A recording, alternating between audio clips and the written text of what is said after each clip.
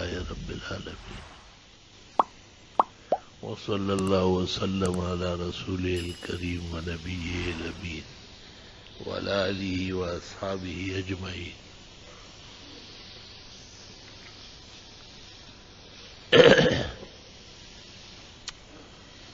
أما بعد فأعوذ بالله من الشيطان الرجيم. بسم الله الرحمن الرحيم. يا أيها الذين آمنوا إذا قمتم إلى الصلاة فاغسلوا وجوهكم وأيديكم إلى المرافق وامسحوا برؤوسكم وأرجلكم إلى الكعبين. وقال النبي صلى الله عليه وسلم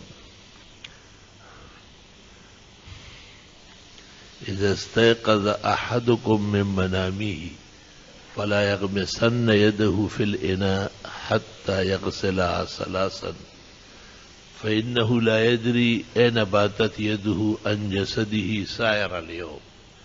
رواه الفقهاء والمتكلمون وبعض المحدثين.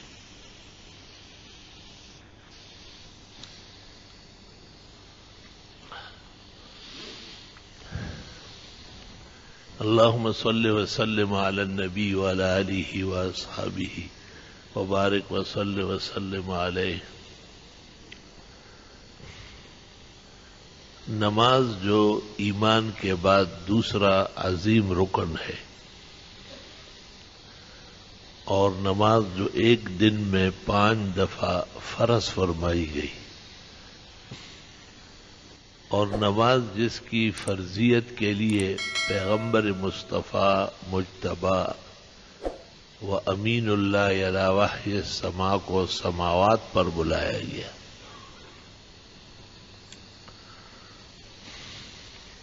ابتدائے اسلام میں فجر اور عصر کی نمازیں فرض تھی، 2 رکعت.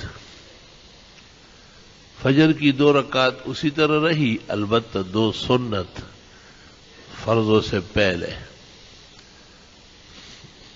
رسول اللہ صلی اللہ علیہ وسلم نے بہت تاکید کے ساتھ پڑھی،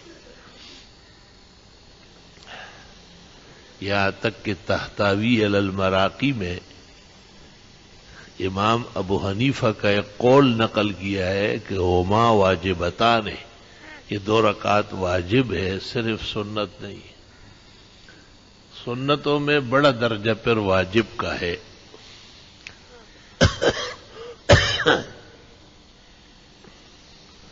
شاید اس وجہ سے ائمہ کے ہاں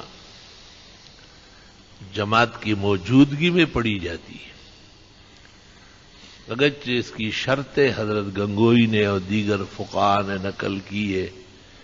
جیسے فجر کی جماعت کڑی ہے اور ایک شخص نے سنت نہیں پڑھی، تو پہلی شرط یہ ہے کہ اللہ یقوم فی الصفوف وفی محل الصفوف، جس جگہ صفیں کڑی ہے وہاں نہیں کھڑا ہو سکتا ہے، بل یجب علیہ ان یصلیہما عند باب المسجد. امام ابو جعفر طحاوی نے کہا ہے دروازے کے پاس کوئی جگہ ہو تو وہاں پڑھ کے آ جائے. یعنی جماعت کی موجودگی میں سنت پڑھنا یہ پسند نہیں کیا گیا ہے. اور کسی نماز میں ایسی سنت نہیں ہے کہ آپ کسی کو اجازت دے کہ جماعت کھڑی ہونے کے بعد بھی آپ یہ پڑھ کے آ جائیں. لیکن سنت فجر کے لیے یہ تاکید آئی ہے کہ اب ایک تو صفوں میں نہ کھڑے ہو، کم سے کم امام کی آواز آتی ہو. یہاں تک کہ صغیری و کبیری شرح منیہ میں ہے کہ اگر چھوٹی مسجد ہے اور بس وہی مسجد ہے اور وہی صفیں ہے تو یترکھا، چھوڑ دے، سنت رہنے دے.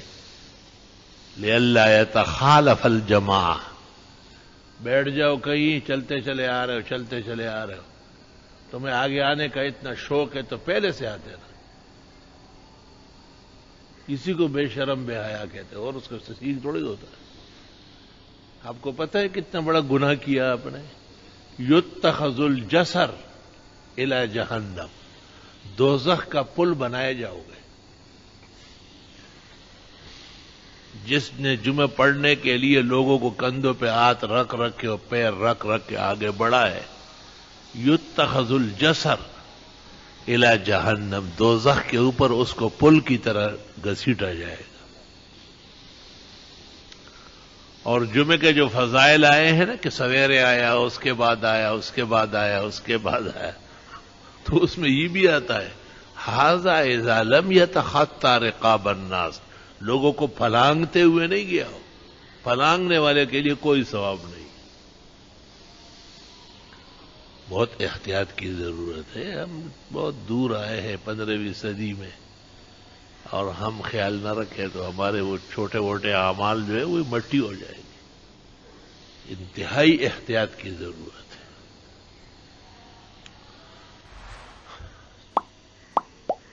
تو پہلی شرط تو یہ ہے کہ بالکل جماعت کے روبرو کھڑے ہو کر سنت فجر نہیں پڑھی جائے گی۔ اگر ایسی صورت پیش آ رہی ہے تو سنت فجر شروع سے ہی چھوڑ دیں۔ اور دوسری شرط یہ ہے کہ کم از کم دوسری رکعت کے رکوع تک آنا ممکن ہو، کہ امام کے ساتھ دوسری رکعت کے رکوع تک آنا ممکن ہو۔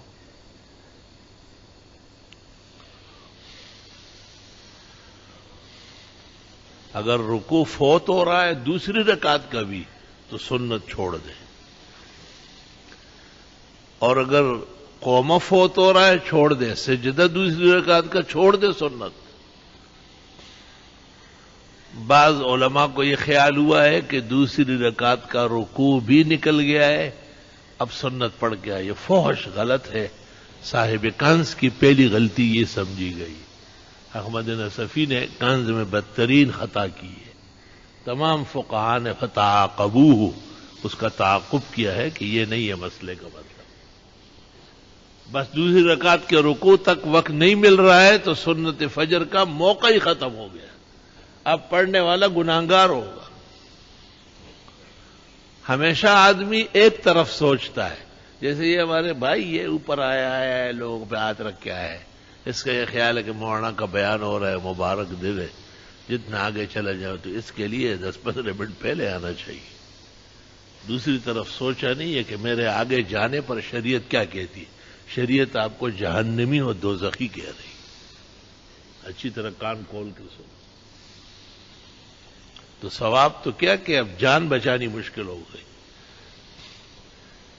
اس لیے جماعت کی موجودگی میں سنت پڑھنا اکبر الکبائر سمجھا گیا، بدترین گناہ۔ یہاں ہم ظہر کی نماز میں سنت کے مطابق طوال مفصل پڑھتے، تو ہمارے بعض طلباء، ہمارے بعض بھائی وہ سنتوں کی نیت باندھ لیتے ہیں۔ یہاں ادارے میں ایک شخص رہتا ہے، اس کو میں نے ایک دن کہا کہ جب جماعت کھڑی ہونے والی ہو پتہ ہے تو بھی سنت ظہر کی نیت نہ باندھے، یہ بھی مقابلہ جماعت ہے اور حرام ناجائز ہے۔ تو میں نے کہا طلباء کو ذرا خیال رکھیں، یہ نئے لڑکے بھی آئے ہیں، ان کو مسائل بہت کم معلوم ہے، بدقسمتی سے مسائل بیان نہیں ہوتے، مسائل کے بیان کا بہت زیادہ فقدان ہے۔ جس قدر امت کو ضرورت ہے اتنا بیان اور تفصیل مسائل میں نہیں ہے، اور یہ ضروری ہے تاکہ امت مسلمہ رہنمائی حاصل کر لے۔ رہنمائی مسائل کو کہتے ہیں، فضائل سے رہنمائی نہیں ملتی، اس سے تو خالی شوق بڑھتا ہے۔ لا الہ الا اللہ۔ تو میں نے جس ساتھی کو کہا ہمارے ادارے میں رہتے ہیں اور بہت جان و جگر ہے، میں نے سمجھایا کہ میں بس جماعت کھڑی ہو رہی ہے تو اس کو خیال رکھے کہ نیت نہ باندھے۔ مجھے کہا بس آپ جائے، مجھے کہا آپ جائے اور اللہ ہوا اللہ شاہ ہاں یہ پتہ ہے ملا گوڑی کھوڑ لی جو الگ پیداش ہے۔ مجھے کہتے بس آپ جائے، میں بھی سمجھا رہا ہوں، اور اللہ زبردست عمل کر لیا۔ عمل ہو تو ایسا ہو، کمزوری عملی کتنی زیادہ ہو گئی بس۔ ایک طالب علم سے میں نے پوچھا کہ میں نے سنا ہے کہ آپ اکثر دیر سے آتے ہیں اور اس طرح سنت پڑھتے ہیں، کیوں؟ کہ اللہ کی عبادت کرنے کا شوق ہے۔ میں نے کہا 5-10 منٹ پہلے آنا یہ عبادت نہیں ہے۔ حدیث شریف میں تو ہے کہ من بکر الی الصلاۃ، سویرے آنا چاہیے، اور اتنی فضیلت آئی ہے کہ جو سویرے جمعہ پڑھنے آئے فَكَأَنَّمَا تَقَرَّبَ بَدَنَةً، گویا کہ اس نے اللہ کے راستے میں ایک اونٹ نہر کیا، خیرات کیا۔ اس سے پتہ چلتا ہے کہ اللہ توفیق دے، اور اللہ جل جلالہ عم نوالہ خاص مدد فرمائے۔ تو جن کو اللہ نے توفیق دی ہے وہ جمعہ کے دن فجر کے بعد اونٹ نہر کرے اور فقراء و مساکین میں تقسیم کرے۔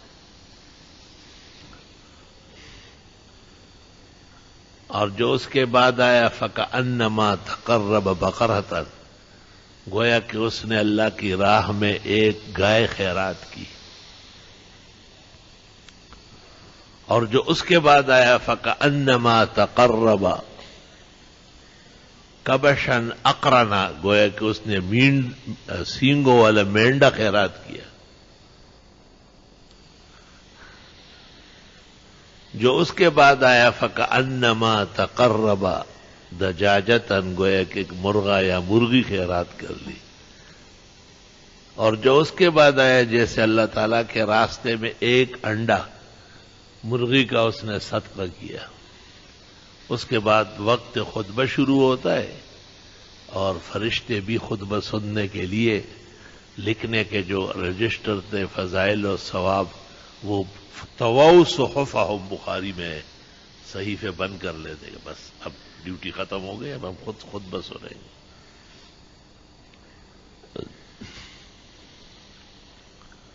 تو جہاں پیغمبر نے یہ ترغیب دی کہ نماز کے لیے سویرے آنا چاہیے،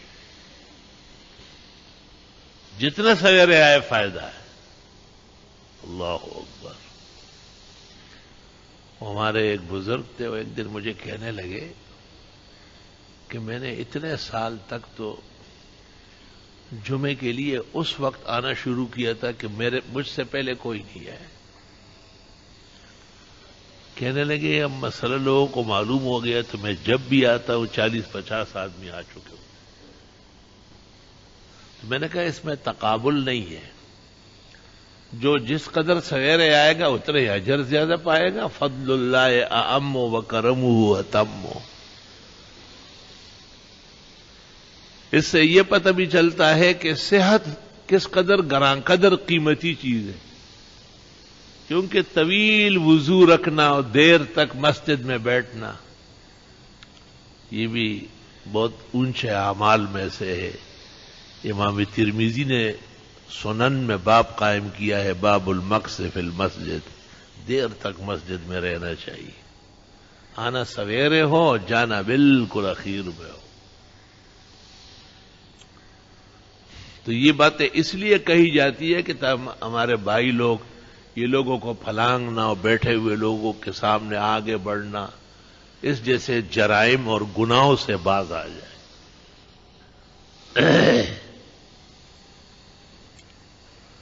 لا الہ الا اللہ وحدہ لا شریک لہ، لہ الملک ولہ الحمد وعلی کل شیء قدیر۔ اب اگر ایسی صورت پیش آتی ہے کہ فجر کی نماز جماعت کے ساتھ تو پڑھ لی لیکن 2 رکعت سنت رہ گئی، تو پیغمبر کے زمانے میں ایک شخص نے اس طرح فرضوں کے بعد 2 رکعت پڑھی۔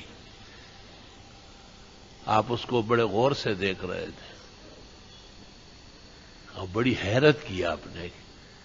جب وہ سلام پھیر گیا تو آپ نے بلا لیا اور فرمایا صلاتان معاً، 2 رکعت پڑھنے کے بعد پھر وہی پڑھی۔ اس نے کہا نہیں حضرت، میرے پہلے کی 2 سنتیں رہ گئی تھی، وہ میں نے پڑھ لی۔ آپ نے کہا کہ فلا اذن حین اذن، آئندہ کے لیے یہ کام نہ کرنا۔ بعض علماء نے اس سے یہ سمجھا ہے کہ آپ نے کہا کہ ہاں اگر وہ دو سنتیں رہ گئی تھی اور آپ نے پڑھی تو کوئی بات، حالانکہ یہ تو کوئی مسئلہ ہی نہ ہوا، کیونکہ اس طرح تعجب آپ نے ظہر کے بعد سنتوں پر نہیں کیا، کیونکہ وہ معمول ہے کہ اگر قبلیہ بھی رہ جائے تو ظہر کے بعد پڑھا جاتا ہے۔ لیکن آپ کی اتنی بڑی حیرت اور اس سے سوال اور حیران ہونا اس کے اوپر کہ ہمارے ساتھ نماز فجر با جماعت پڑھی اور پھر 2 رکعت پڑھ رہا ہے، یا آپ کے زاویے خیال میں بھی نہیں ہے کہ کوئی امتی اس وقت سنت پڑھتا ہے۔ تبھی تو آپ نے کہا صلاتان معاً، ہمارے ساتھ پڑھی ہوئی نماز۔ پھر انہوں نے کہا کہ حضرت میری پہلے کی 2 رکعت رہ گئے، آپ نے کہا آئندہ کے لیے کام نہ کرنا۔ اس لیے امام ابو حنیفہ رحمت اللہ علیہ کے نزدیک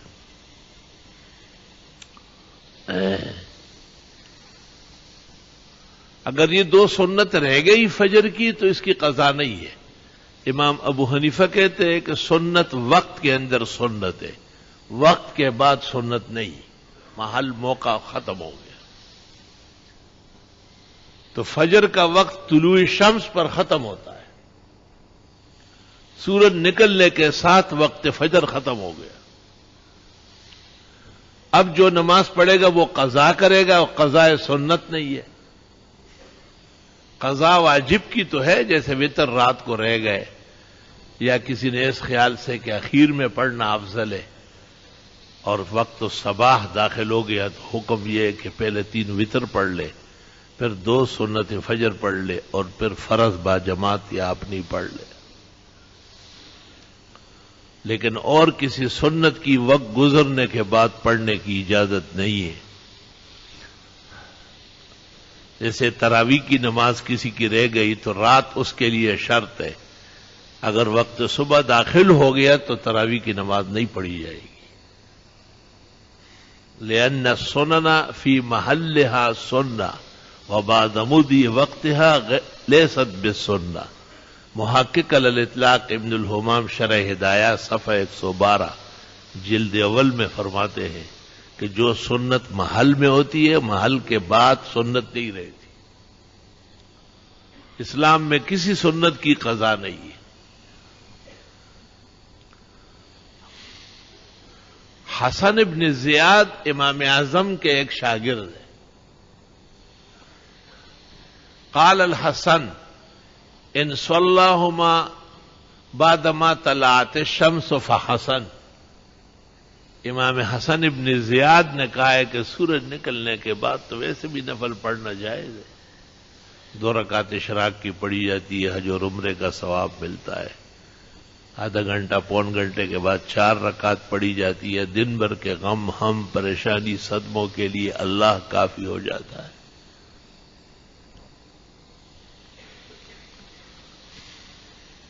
علماء نے فتویٰ دیا ہے حسن کے قول پر کہ سورج نکلنے کے بعد پڑھ لینا بہتر ہے، ضروری نہیں ہے، کیونکہ سنت تو رہی نہیں۔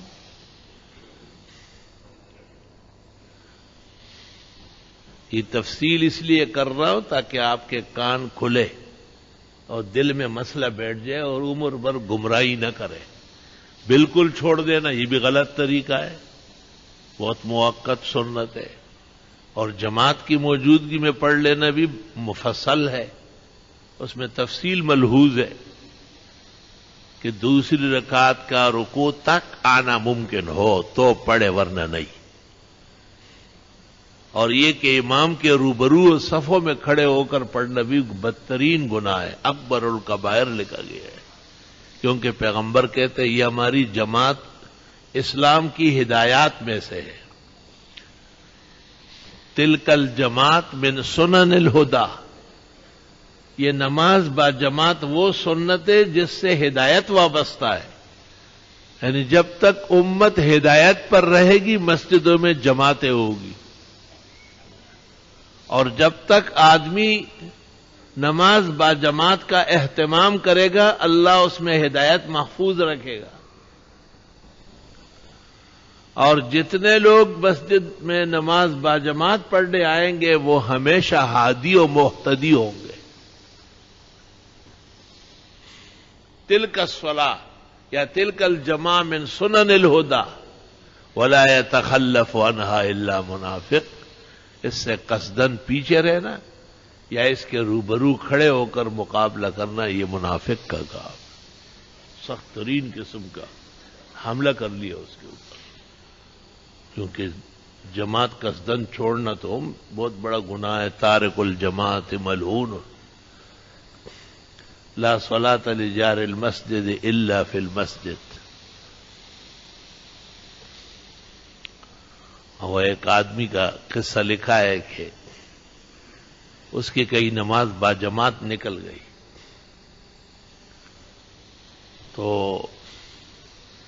اس نے وہ حدیث شریف بخاری شریف مسلم کی سنی تھی کہ جو شخص نماز جماعت سے پڑھے اس کو 27 گنا ثواب ملتا ہے،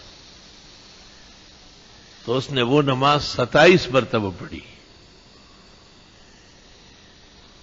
لیکن اخیر میں اس کو یہ ہاتفی آواز آئی غیب سے کہ آپ نے ایک نماز 27 مرتبہ پڑھی ہے، آپ نے نماز جماعت سے نہیں پڑھی ہے۔ اور نماز میں جو قاعدے میں لوگ بیٹھتے ہیں اور وہ کہتے ہیں السلام علینا وعلی عباد اللہ الصالحین، خدایا آپ کی سلامتیاں ہم پر بھی ہو اور آپ کے نیک بندوں پر بھی ہو، اس سے بہت محروم ہو گئے، کیونکہ یہ تو تب ہوگا جب آپ نماز میں شریک ہوں گے تو صالحین میں سے ہوں گے، نماز میں شریک نہ ہونے والا تو تارکین میں سے ہے، جماعت چھوڑنے والا خود قباحت اور سزا کا مستوجب ہے۔ بعض باتیں ایسی ہیں جن کی طرف غور کرنا بہت ضروری ہے۔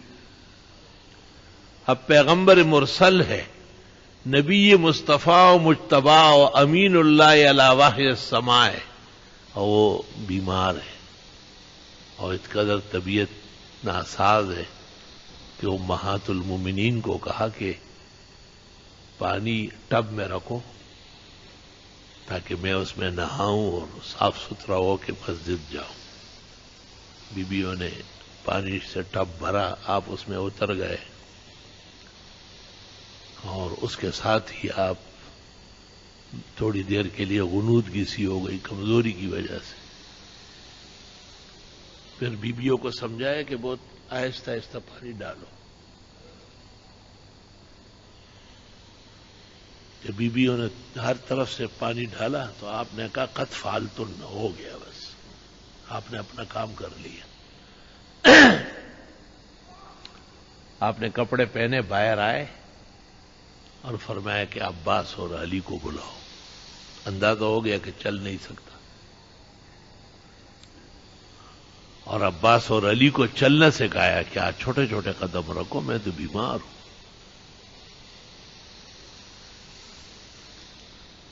مسجد تشریف لے آئے، جماعت کی اجازت آپ نے دی تھی، آپ کو دیکھ کر ابوبکر صدیق پیچھے ہٹے اور آپ مصلی پہ آ کے بیٹھ گئے۔ یہ نماز آپ نے بیٹھ کر پڑھائی ہے، اور ایسی کے درمیان میں ابوبکر تھے، وہ آپ کی آواز سنتے تھے، آواز مبارک اتنی کمزور ہو گئی تھی کہ صف اول بھی نہیں سن رہی، لیکن جماعت میں آئے آپ، بڑی حیرت کی بات۔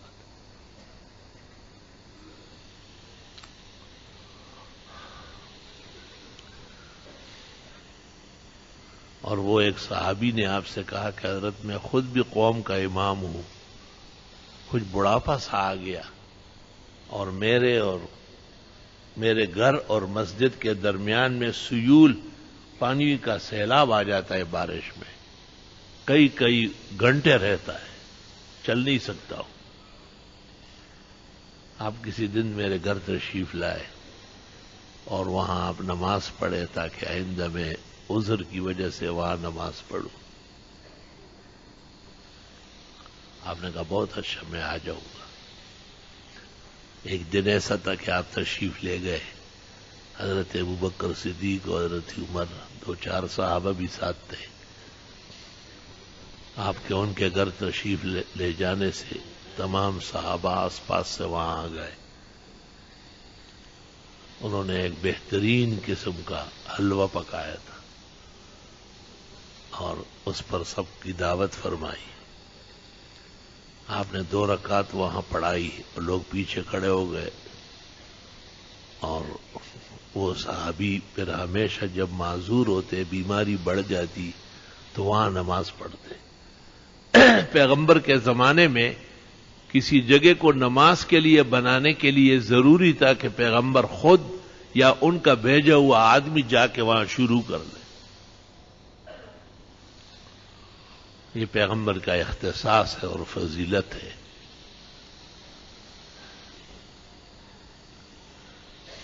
اللہ اکبر۔ یہ 2 رکعت جو آپ نے پڑھی ہے ان کے گھر میں، یہ اس مقصد کے لیے کہ یہ جگہ مقدس ہو جائے اور ہمیشہ کے لیے یہ گھر یہاں نمازیں پڑھے۔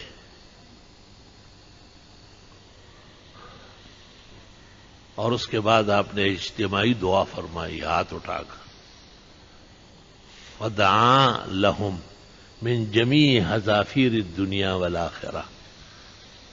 محدثین کہتے ہیں کہ سنت یا نفلوں کے بعد اجتماعی دعا ثابت ہے 2 جگہ، اور فرض بھی اجتماعاً پڑھے جاتے ہیں تو بہتر یہ ہے کہ فرضوں کے بعد بھی اجتماعی دعا ہو۔ اس کے ساتھ فقہاء نے الحاق کیا ہے، الحق بها الفقہاء المکتوبہ، کیونکہ جو وجوہ نفلوں میں ہے، سنت میں ہے، وہ فرضوں میں بھی ہے۔ اور بہت سارے علماء نے یہ خیال بھی فرمایا ہے، ان کا خیال فقہ و حدیث کے عین مطابق ہے کہ چونکہ فرض نماز کے بعد جب سنتیں ہوں تو طویل دعا یا تسبیحات کے لیے بیٹھ کر یا آیت الکرسی اور استغفار کے لیے بیٹھے رہنا ناپسند فرمایا گیا، بلکہ مختصر دعا بمقدار اللہم انت السلام کر کے سنتیں پڑھی جائے، اور سنتوں کے بعد اگر کوئی حرج نہ ہو تو لوگ اور امام مل کے دعا مانگ سکتے۔ اور یہ سنتوں کے بعد جو اجتماعی دعا ہے یہ اصل ہے، اور فرضوں کے بعد اجتماعی دعا یہ اس کا تابع ہے۔ اصلاً ثبوت بعد السنن والرواتب ہے۔ دعا اجتماعی یا جماعت کے ساتھ مانگنے میں احادیث قولیہ بکثرت ہے، اور یہ قاعدہ ہے کہ جب قولیہ حدیث موجود ہو تو فعل کے طلب کی ضرورت نہیں ہے، لأن القول هو الشرع وَأَمَّا فَعْلُهُ فَيَحْتَمِلُ التَّخْصِيصَ وَالتَّعْوِيلَ۔ اصل ارشاد جو ہے وہ پیغمبر کا فرمان ہے، ارشاد ہے، اقوال ہے۔ فعل میں تو بہت گنجائش ہے۔ آپ کی وفات کے وقت 9 بیویاں ہیں، ایک وقت میں 11 جمع ہوئی ہے، اور منکوحات 17 ہے، اور کنیزیں ساتھ ملا کر 37 ہے، لیکن امت کو اجازت نہیں ہے 4 سے زیادہ ایک وقت میں رکھنے کا۔ یہ فعل ہے، اور یختص بالرسول اللہ صلی اللہ علیہ وسلم، حضرت کے ساتھ خاص۔ آپ نے جو نماز پڑھائی آخری نمازوں میں بیماری کے اندر، اس میں 2 امام ہیں، ایک آپ ہے اور درمیان میں ابو بکر ہے۔ ایسی امامت امت میں کسی کو اجازت نہیں، بہت سارے امور میں آپ کا اختصاص ہے۔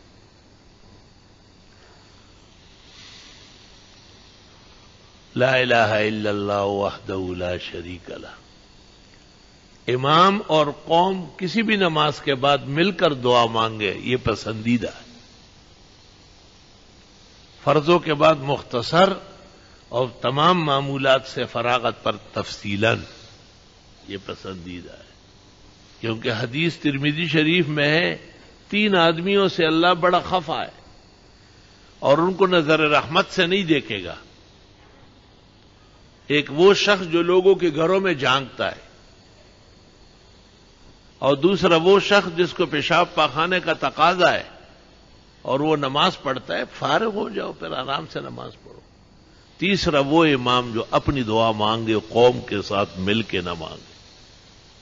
اس میں ترغیب دی اپنے قولن کہ امام اور وہ قوم کا مل کر کے دعا مانگنا پسندیدہ عمل ہے۔ ہمارے ہندوستان کے اکابر علماء و فقہاء و محدثین وہ فجر اور عصر کے بعد تفصیل سے اور بقیہ نمازوں میں فرضوں کے بعد مختصر دعا مانگتے ہیں. ہم اسی پر عمل پیرا ہے. لیکن صوبہ سرحد میں، بلوچستان میں، کشمیر میں اور بہت سارے علاقوں میں تفصیلی دعا سنتوں کے بعد مانگتے ہیں. اس میں کوئی حرج نہیں. اس کا انکار کرنا جہل ہے. ہاں، یہاں ہمارے بزرگوں کا عمل نہیں ہے تو ہم اس کا اتباع کر رہے ہیں. امام العصر محدث کبیر فقیہ علی الاطلاق، آیت من آیات اللہ، حضرت مولانا محمد انور شاہ صاحب رحمت اللہ علیہ دیوبند میں سنتوں کے بعد دعا نہیں فرماتے تھے، لیکن کشمیر جب تشریف لے جاتے تھے وہاں رواج تھا فرماتے تھے. یہ علم کا توسع ہے. علم جب وسیع ہو تو آدمی کو ہر موقع و محل کی رہنمائی کا پتہ ہوتا ہے. ایک بہت بڑے بزرگ تھے شیخ الحدیث مولانا نصیر الدین غرغشتوی، اور ان کے ایک بہت بڑے شاگرد تھے شیخ القرآن مولانا غلام اللہ خان. تو مولانا نصیر الدین صاحب علاقہ چھچ میں ایک جگہ ہے غرغشتو، وہاں کے باشندے تھے، اور آپ کا درس حدیث سمرقند اور بخارا اور ترمذ کی درسوں کا یادگار درس تھا. ہزاروں طلباء اس زمانے میں ہوتے تھے. حضرت کا عمل تھا کہ فرضوں کے بعد مختصر سا اپنے سنت و نوافل سے فارغ ہو کے، پہلے زمانے میں لوگ جلدی نہیں بھاگتے تھے، بیٹھے رہتے تھے. بعد میں بات یاد آتی، نوجوان لڑکے اگر جلدی کرتے، ہم مسجد میں نماز پڑھ کے پھر گھر جاتے تھے تو والدہ صاحبہ کہتی تھی لوگوں نے کیے نا جدا ملئی صاحب سو سدا خیر خبریں ہوا اور رکھا نا تشمجو کے اور آمنڈے ہوئے. تو واقعی جب میں بیٹھ گیا تو ہمارے امام صاحب مولانا احسان الحق رحمت اللہ علیہ انہوں نے بڑی خوبصورت باتیں کی اور بڑی اچھے مسائل بیان کیے. تو والدہ مجھے پابند کرانے کے لیے آجنن صاحب حق صاحب سو ہوئے، ان کو صاحب حق صاحب کہتے، استاذ کے بیٹے تھے. میں بتاتا تھا کہ آج یہ وہ پوچھتی اس لیے تھی کہ یہ جلدی تو نہیں بھاگا، اور دوسری بات یہ کہ اس کو شوق سے سنے گا تو یاد رہے گا. یہ غریب جو ابھی بہت مصروف ہو گئے اور بڑے پریشان اور بس مشکل سے صف میں آتے ہیں اور بڑے پھر بھاگتے ہوئے جاتے ہیں، اللہ تعالیٰ ان کو اچھا وقت نصیب کرے. مجھے بڑا رحم آتا ہے ان پہ. بعض اوقات ہم سلام پھیرتے ہوئے ایک آدمی اٹھ کھڑا ہو جاتے فور، بھئی کیا تکلیف ہو گئی، پیٹ میں آگ کا شعلہ بھڑک گیا، ایسے پکوڑے سموسے کباب کھانے کی حاجت کیا ہے، رکتی شگوڑی اچھی او کھوڑل سڑی. نہیں گاڑی باہر گڑی ہے، گھر والی بھی بیٹھی ہے، ٹھیک ہے، گاڑی بھی ذرا غلط کھڑی کی ہے جلدی. وہ آزار تو ہے انسانوں کے سرانکوں پر. میں علماء و طلباء سے کہتا ہوں شکر کرو، ہمیں تو سب کچھ یہی مصلی و ممبر سے مل رہا ہے.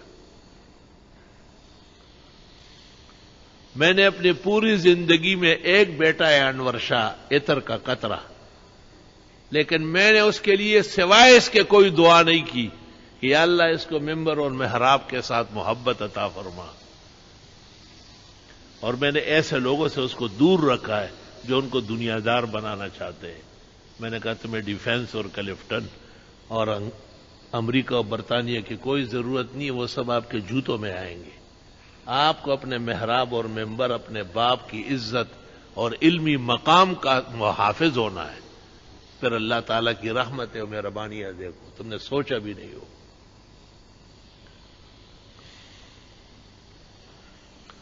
دوسرے لوگوں کو نصائح سے زیادہ اپنی اولاد کا حق ہے. قوا انفسکم واہلیکم نارا، اللہ فرماتے اپنے آپ کو اور اہل و عیال کو جہنم سے بچاؤ. اللہ اکبر. میں نے پہلے بھی ایک واقعہ سنایا ہے، اس کے سنانے سے مجھے سینے میں درد رہتا ہے. ایک بہت بڑے عالم تھے، اور وہ اپنے وقت میں افغانستان میں جب علوم شرعیہ نافذ تھے، اسلامی امارات تھی، تو وہ اس میں قاضی القضات چیف جسٹس رہے تھے۔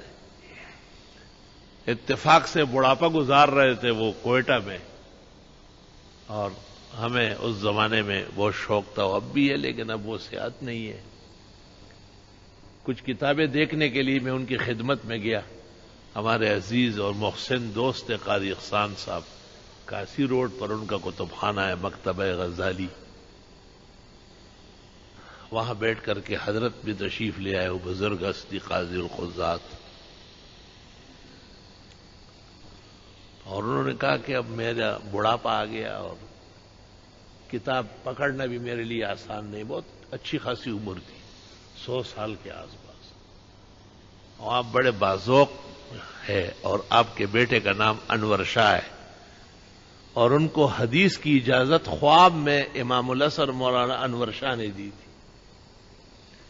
انہوں نے مجھے سنایا کہ میں نے 40 سال فقہ اور نحو صرف منطق پڑھایا ہے، مشکات کسی نے مجھ سے نہیں پڑھی تھی، لیکن جب حضرت شاہ صاحب نے خواب میں نے ملاقات کی، اور میں نے کہا حضرت میں دیوبند تو جا نہ سکا، آپ مہربانی کر کے مجھے اجازت دے، کہا آپ کو اجازت دے، کہ میں نے سوچا کہ بس خیالات تھے، پہلے سے سوچ رہا تھا، کہ جب نیند سے بیدار ہوا تو 40 طلباء آئے، اور انہوں نے کہا ہم آپ سے دور حدیث کریں گے۔ میں حیران ہو گیا، خواب میں نے دیکھا، بیان نہیں کیا، اور پڑھنے کے لیے اللہ نے لوگ بھیجے۔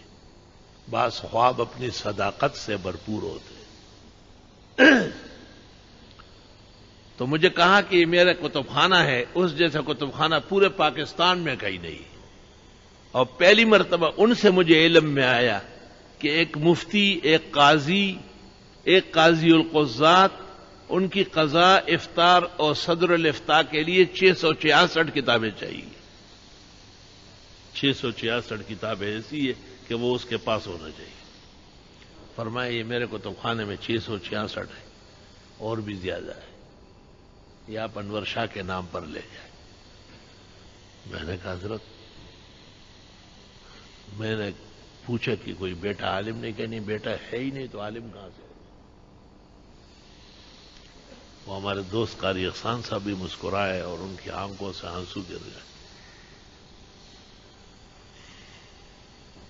تو پتہ چلا کہ 14 بیٹے ہیں، ایک بیوی سے 10 اور دوسری سے 4، اور 14 کے 14 مدرسوں سے پڑے ہوئے کیا پھاڑے ہوئے۔ اور پھر مجھے قاضی صاحب کہتے کہ تماشا دیکھو، غالکان بھی اخبل کتابوں نے راغونڈی اور آڑی جدا خرچ کا، تمام کتب خانہ بیٹوں نے جھاڑو لگایا کہ بھئی ہمارا گھر فارغ ہو جائے۔ قاضی صاحب ماتا وہی ماں سر دے 1000 روپے سی نشتا دا سوال رس اللہ نالائق انا للہ و انا الیہ راجعون۔ قرآن شریف میں ہے کہ انبیاء جب دعا مانگتے تھے تو صرف بیٹا نہیں، نیک صالح اہل و اصل بیٹا مانگتے تھے۔ رب ہب لی من لدنک ذریۃ طیبہ، خدا ایسا بیٹا دے جو پاک صاف ہو، علم اور عمل سے آراستہ پیراستہ ہو۔ صرف اولاد مانگنا غلطی ہے، بہت سخت۔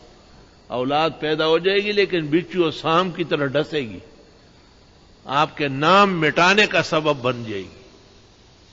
اللہ تعالیٰ سب کی اولاد نیک بنائے، اور آنکھوں کی ٹھنڈک، دل کا سکون، مستقبل کا سرمایہ افتخار بنائے۔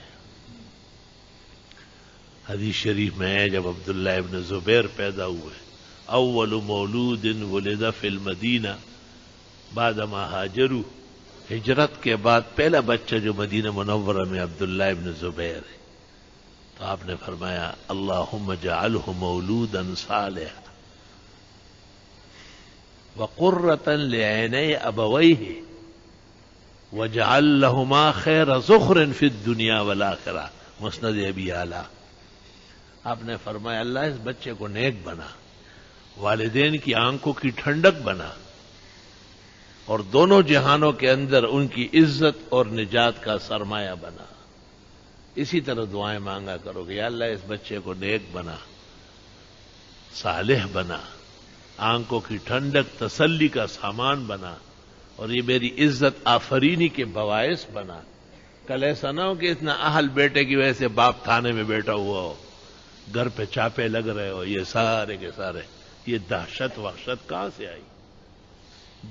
بے تربیت اور بے تعلیم بیٹے کو چھوڑنا جیسے اپنے گھر میں کیکر کی جھاڑیاں لگوانا ہے.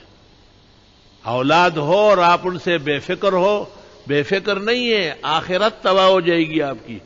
جیسے ان کے نیک اعمال کا تجھے اجر ملے گا، اگر یہ گندا کام کرے تو بھی آپ کی پکڑ ہوگی.